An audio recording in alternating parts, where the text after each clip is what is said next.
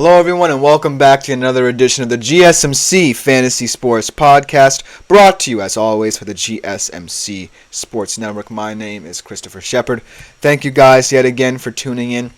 Happy Tuesday to you all. We should have a great show ahead for you guys, getting you prepared for the start of the NFL season and with it, fantasy football as well, in both respective sports, because today we are going to be looking a little bit at college football as well. Going to give you a little recap on week one, the goings on in terms of fantasy college football, but for the most part, the bulk of today's show lies in the NFL. We're going to be continuing to deep dive into certain skill position groups around the league that I think are going to be contentious in terms of fantasy implications.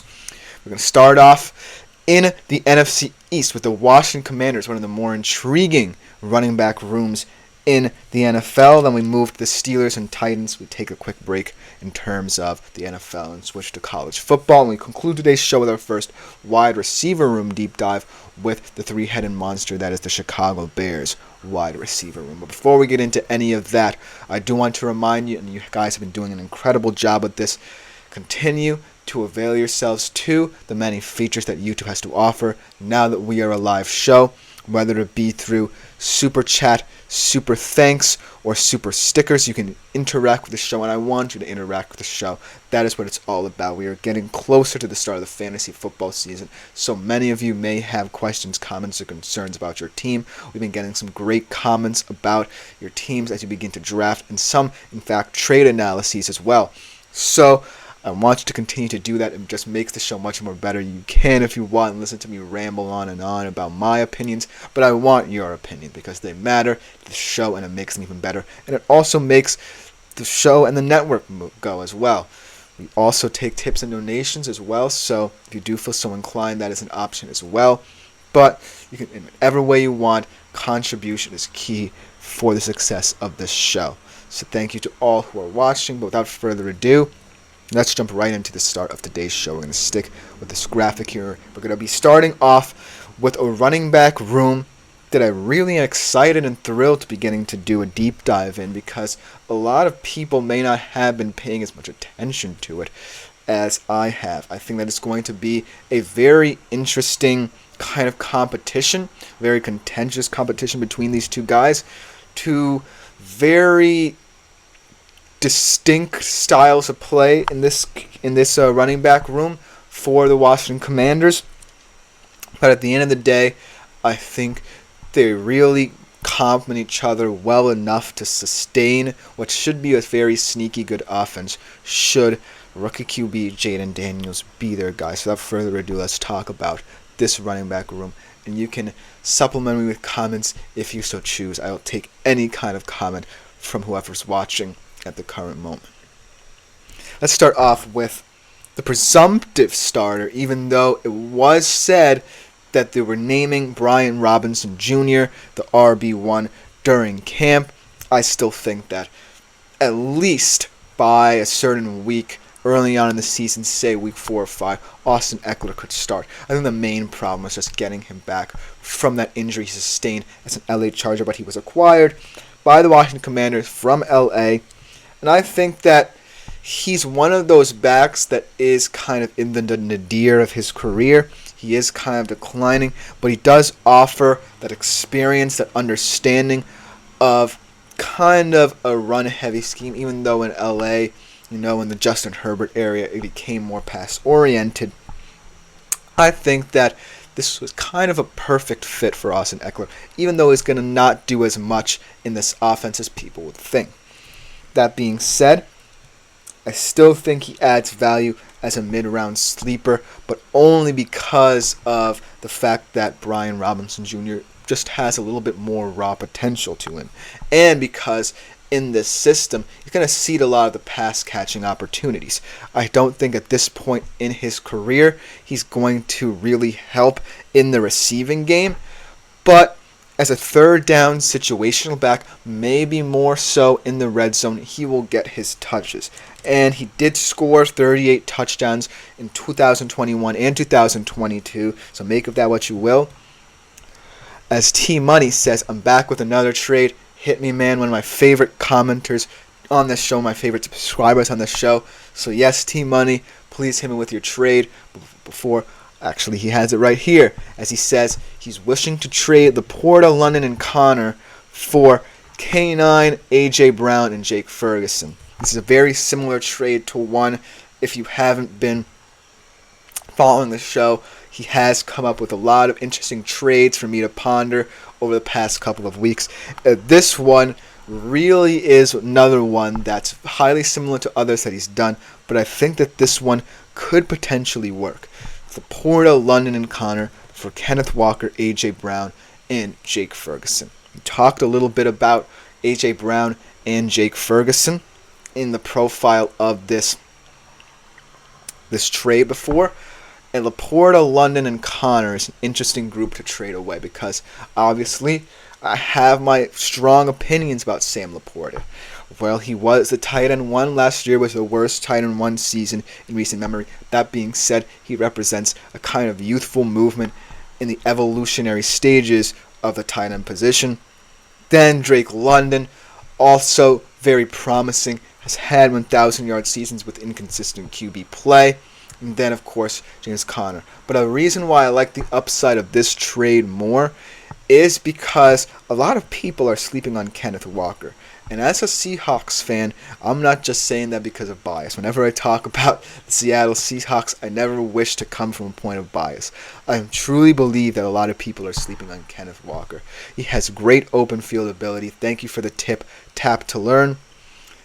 Getting back to this trade, he has great open field ability, contact balance as well. I still think that he has room to grow for him in the Seattle offense. And while it certainly is going to look a little bit more pass-oriented in my opinion, I still think Kenneth Walker adds a lot of value. AJ Brown, we talked about him as well. Very important receiver. Maybe going to cede a couple of targets to Devontae Smith. So there is that concern. But I still think he's a solid receiver that a lot of people are sleeping on. And Jake Ferguson. I talk about him a lot as one of those boomer bust guys. He has a lot of potential as to be a red zone threat. But at the end of the day, how much value is he going to add in open space, in the open field for this Cowboys team? So it's a very interesting trade. That being said, call me crazy, but I would accept it. Because at the end of the day, the players who we are getting have a lot of upside value compared to guys like Laporta and London who feel like they are going to decline in the system. I just feel like Laporta can't continue consistently putting up tight end one type seasons, no matter how bad they are. And then Drake London, I just think he needs to rely too much upon Kirk Cousins being the guy in Atlanta. And K9, AJ Brown, and Jake Ferguson are all in upside offenses. I still have my doubts about AJ Brown, but I still think this is a solid trade. So this trade I would accept if I were you, Team Money. Thank you for this trade. But back to the look of this Washington Commanders running back room, and back to Austin Ekeler. Like I said, he did have an injury history in his final season with the LA Chargers, suffered a high ankle sprain. Maybe that's why there was not too much hype surrounding him in Commanders camp. But he did have, make of this what you will, 5 top 10 finishes in 14 games he played last season for the LA Chargers. So he's not necessarily, quote-unquote, steadily declining, but there is worry as he's getting older, as he's in his age 29 season, as to how he profiles in an offense looking to become a sneaky good one in the NFL and in the NFC East. Let's go to the actual starter here. My mistake in terms of thinking about him. As Tap to Learn says, another trade, Josh Allen and Keenan Allen for Lamar and Puka. I immediately say no to this trade. And it's funny because Josh Allen and Lamar are so close to each other. They're so close to each other in terms of their play style. But the reason why I say no to this trade is because while Keenan Allen and Puka Nacua, one is much older and more experienced in a wide receiver room that's very competitive, which we'll talk about later, and the other is very high upside in terms of how he looks, one of the best rookie seasons as a wide receiver ever. I just think that this year I'm looking at the teams they're in and the excitement around them, And in terms of Josh Allen and Keenan Allen, Josh Allen has a lot of weight off his shoulders. He doesn't have to worry with the tension that Stephon Diggs creates. And I truly think that he's going to limit his turnovers, which has always been the big issue with him in terms of fantasy production. Whereas Lamar, I really think that this whole Derrick Henry acquisition is really throwing me for a loop here, because I don't really know how this offense is going to look now that's not a committee approach that kind of allows Lamar more opportunities to do RPOs, get more creative with this offense. I think that Derrick Henry acquisition really limits them on offense, really. And then Keenan Allen and Puka Nacua, I actually think Keenan Allen will have the worst fantasy wide receiver, but not receiving season, but not to like foreshadow one of my future segments, but he was the wide receiver 3 last year. Did have his second best fantasy season. It may have been because he was an LA Charger and not a Chicago Bear, where there's going to be a huge question about the target share there, but it's still something.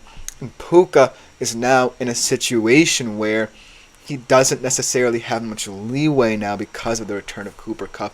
Maybe someone like a Kyren Williams, who I'm definitely not that high on, will have a breakout season yet again. I'm still very skeptical of what he brings to the table for the LA Rams, but overall I'm not that excited about this trade. So I immediately say, do not trade these Josh Allen and Keenan Allen for Lamar and Puka Nacua. And it may be very interesting and kind of skeptical to say, but I still don't think that this trade makes a ton of sense when you look at the numbers. You look at the profiles of the teams as well. But to kind of finish off this segment, talk about Brian Robinson Jr. very briefly. Is projected to be the RB1 in this system.